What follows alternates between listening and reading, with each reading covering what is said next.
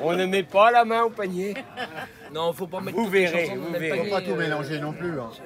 Faut mettre toutes les Au histoires bord dans de le la Loire, il y avait une pauvre jeune fille qui s'appelait Cosette.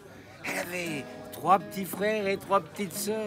Et les parents qui étaient partis pour l'autre monde. Et la pauvre Cosette, fallait qu'elle vive de la générosité des voisins au tout début. Tout le monde a ouvert sa porte, a eu pitié de Cosette et des niords. Mais rapidement, on s'est rendu compte que les gamins tout petits, ça allait grandir, ça prendrait un temps infini. Ils ont commencé à fermer la porte, à tourner le dos. Et pire que tout, Cosette, elle a bien vu qu'il y a quelques bonhommes qui voulaient bien l'aider, mais il y avait une contrepartie. Alors elle a montré sa dignité, elle a refusé la chose. Il fallait qu'elle apprenne à se débrouiller toute seule, à trouver. Elle était là, à chercher au bord de la Loire, à quoi ramasser, trouver quelque chose à manger, des racines pour les gamins. Ce jour-là, elle avait rien trouvé. Et les gamins, la veille, n'avaient rien mangé. Elle était là, à pleurer, au bord d'un arbre, au tronc creux. Et là, dans l'arbre, il y avait la fée Oulipe.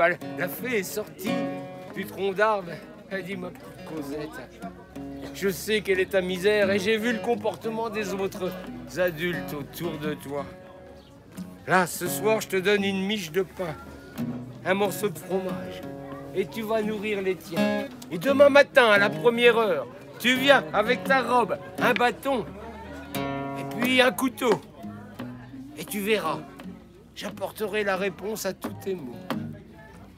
Cosette a nourri ses frères et sœurs qui, pour une fois, ont bien dormi. Et puis au petit matin, elle est arrivée.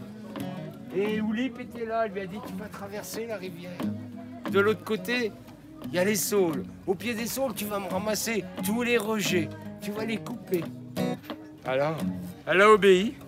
Elle a remonté ses robes, elle a pris le bâton pour trouver le quai. Elle a traversé. Elle est revenue avec une brassée de saules, comme ça. Le temps qu'elle revienne, chacun est devenu, par magie, un brin d'osier. Et la fée s'est mise à tisser, car c'est vraiment de l'ouvrage d'art. Ce panier magnifique. Cosette m'a dit, mais c'est pas ce que je veux, moi je veux nourrir les miens. Ça me sert à quoi un panier? Regarde donc, il a un trou. Tu demandes où tient ce qu'ils veulent, tu mets la main dans le panier et ils auront leur désir. Elle est arrivée. Oh les gamins, tout de suite ça n'a pas manqué. Toi, que veux-tu? Un burger frites, un burger frites. Et toi? Oh mon Dieu, je veux un shawarma avec de la graine blanche. Et ainsi, elle les a nourris à volonté. C'était merveilleux, mais c'était catastrophique parce que les gamins, ils se sont mis à grossir, à plus bouger. Ils étaient gras comme des petits cochons et la chose est arrivée aux oreilles de l'ogre qui est venu toquer à la porte. Il dit, Cosette, où sont tes frères et sœurs? J'ai appris que tu les avais engraissés tout comme faut. Je vais m'en régaler.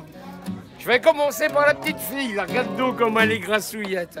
Et Cosette qui voulait préserver ses frères et ses sœurs. Elle dit, Monsieur l'ogre, avant, vous pourriez vous mettre en appétit. Est-ce que vous voudriez un jambon à l'os, bien rôti au feu de bois comme on fait à la matelote? Et elle lui a donné ça. Après, est-ce que vous voudriez bien une gigue de sanglier avec des sauces merveilleuses? Et mettez la main au panier. Monsieur l'ogre, vous allez avoir grand soif. Il faut digérer tout ça. Un tonneau de vin rouge de chez nous. Et hop! Et puis après, il faut digérer. Est-ce que vous voudriez une dame Jeanne, 2 gouttes de la bonne poire de chez nous? Et hop! Et il s'est mis à avoir la tête qui tourne. Il était rassasié, il était ivre, alors il est allé se coucher là. Juste au bord de la Loire, oubliant de manger les gamins qui avaient eu une peur terrible, une peur effroyable. Dans la nuit, la Loire s'est mise à gonfler, l'ogre a été emporté, noyé à tout jamais. Mais Cosette a fait la morale à ses frères et sœurs, et de ce jour, en mettant la main au panier, elle leur sautait chaque jour 7 fruits et légumes pour leur santé.